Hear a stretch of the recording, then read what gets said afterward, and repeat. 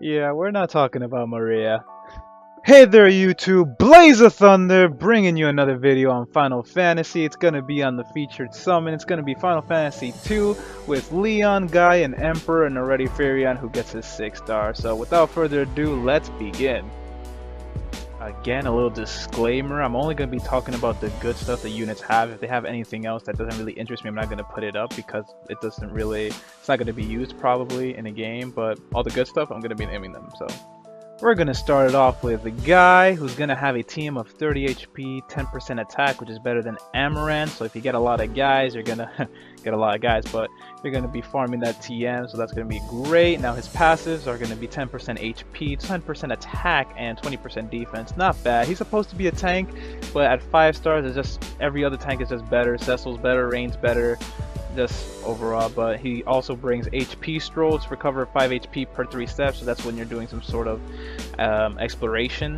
You're going to be getting that HP back. Now there's draw attack with chance of being targeted 50%, pretty nice for a tank. Latent potential and increase attack and defense 50% when HP is below 50 HP. So it's not entirely awesome, but it's okay if he had a lot of health, but which he needs. Curing spells, he has nature protection, so it's like cure, poison, blind, and sleep. That's really it. It's almost like Amaranth, but just brings a little more into it. Damaging abilities is going to be full force, it's going to be physical attack, 1.6 multiplier to all enemies, pretty good. Kick off physical 2 times for a 1 enemy, and then full break, physical damage 1.6, and decrease attack, defense, match, and spirit 30% for 3 turns to 1 enemy. So he has a break move, he's okay, but entirely as a unit to put on your team, if you have Cecil or any other tank will do, or Rain will do better than Guy. Here we go with Leon, some hype about this unit. His main weapon is going to be a sword because he's going to get a passive that just increases his attack overall, but his TM is going to be 30% attack when equipped with a sword. That's really nice, and then 20% attack when equipped with heavy armor. So that's 2 in 1, so you have both heavy armor and sword. That's just massive increase in attack, so that's really good. Now he, as passives, he's going to get 20% attack, defense, and 10% HP. Pretty good. He's going to have battle prep, which is going to give you 30% attack and defense when equipped with a sword, so that's really nice also, again, as a passive. Now damage, he's going to have another load and also blackout. They're both going to do physical damage, but another load is going to do 1.5 multiplier, while blackout is going to do 1.9, and it's to all enemies, while another load is just 1 enemy.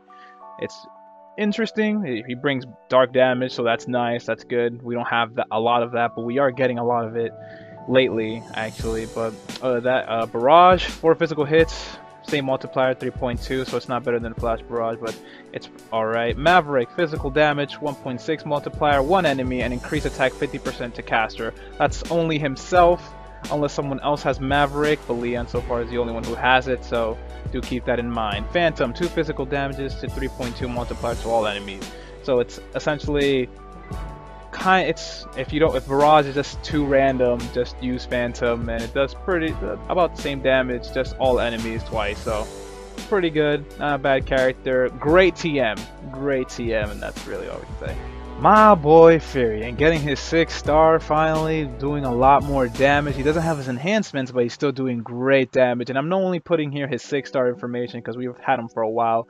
Should probably know what all the rest of his abilities do, or all his other passives. So he's gonna have Forest Killer, increased physical damage to birds, insects, and plants 75%. Awesome, over the top. Dragon Killer 50%, Demon Killer 50%, Beast Killer 50% more damage to them, and then Legend Killer to add to that, which is Beast, Demons, and Dragons 75%. So a total that's gonna be 125. So whoa, that's great, beautiful.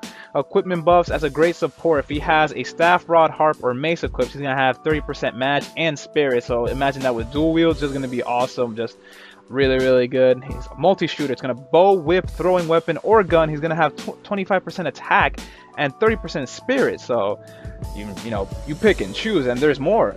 We haven't stopped. It's gonna be axe, hammer, spear, and fist when equipped with heavy breaker. It's gonna give you 30% attack. Now if you're building him as a damage unit, this is what you want to go for. I'm gonna put probably double axe, double hammers, double spears, etc. Now sword master is gonna give attack and defense 20% when you have a dagger, a sword, a great sword, or a katana. Also really good. I probably would have preferred it to be the other way around between Heavy Breaker and Swordmaster, but again, it probably could have been too OP or too good. But that's totally fine. It still does a lot of damage. And next is damage. He only got one damage ability. If you got him all the way to level 100, you would find out that he really only got one added ability to all of his abilities that he has. It's going to be Fin Briere. Physical damage 1.8 to ignore defense 25% to one enemy.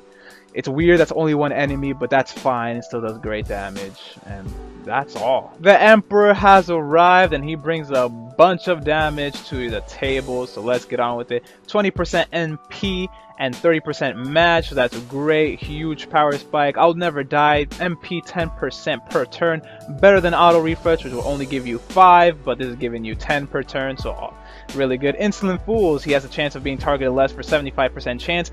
Doesn't make sense in the name, but it's funny. Like, just imagine him saying, oh, Insolent Fools all the time. He should be targeted, but not not in this case. Abilities: Time Stopper, 30% to stop enemies for 3 turns. All enemies.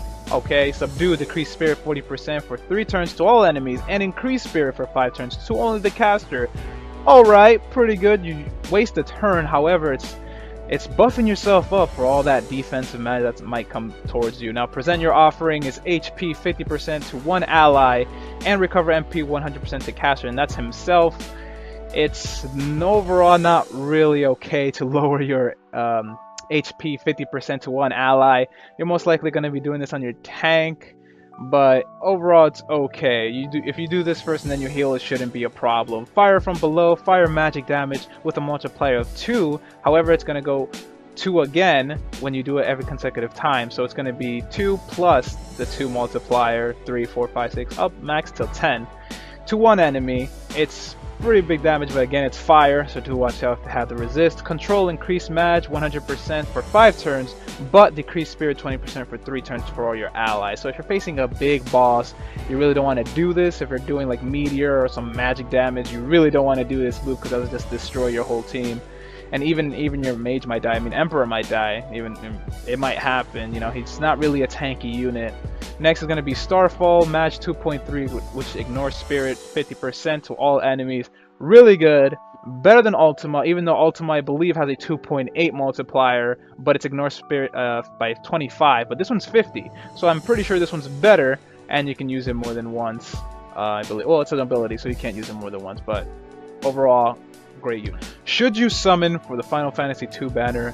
I believe you should, honestly, but it's up to you. If you're only planning on getting one of these characters, like one each, you probably do want to pull, but you don't have to, because even if you're grinding out for that one person, it's going to take you forever. Now, if you're planning on pulling like a bunch of these guys, then go for it. This banner is really good. It has great TMs in it. You have Emperor with the best magic staff in the game. You have Firion, who just has a Quip shield. It's half and half, I mean, but Guy and Leon have great TMs, better TM. Guy has a better TM than Amaranth.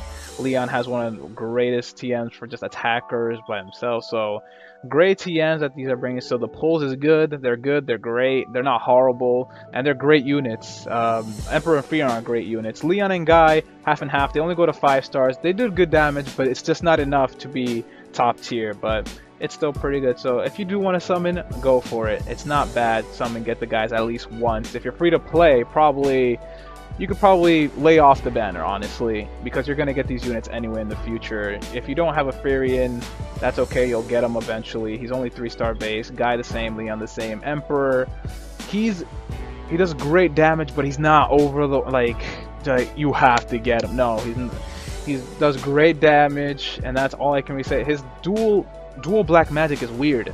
Not all his abilities you can do black magic, so I mean, that it's like his damage just goes down a little bit in my book, but other than that, that's it. If you liked the video, don't forget to leave a like, subscribe if you want to see more, leave a comment if you have any questions or just want to mention anything out there, and good luck in your polls. That's all from me, and have a good one.